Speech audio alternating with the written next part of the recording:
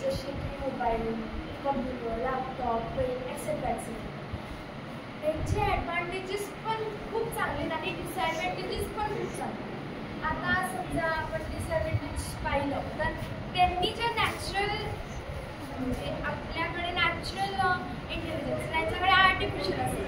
तर समज आपण रोबोट घेतले, त्यांनी जर नॅचरली आपल्यासारखं विचार करायला चालू केलं तर आपल्याला जसं राग येतो, संताप करतो आपण, त्यासारखंच त्यांनी केलं.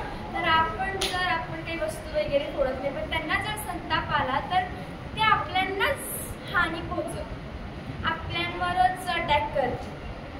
हे खूप मोठा डिसॲडव्हान्टेज आहे त्याचावाला.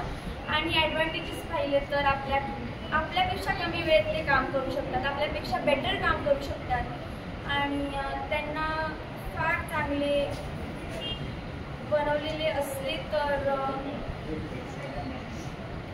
ते नॅचरली विचार करून आपल्यासारखं म्हणजे अजून काही वेगळं करू शकतात. जर आपण जर रोबोट्स बनवले, त्यांना जर जॉब्स दिले तर आपला रोजगार कमी होतो, आपल्याला रोजगार भेटत नाही, म्हणजे मानवांना रोजगार भेटत नाही, जॉब्स भेटत नाही. आता पण तसंच चाललं आहे. जसं जिथं 10 माणसं काम करायची तिथं फक्त 1 माणूस काम करतो.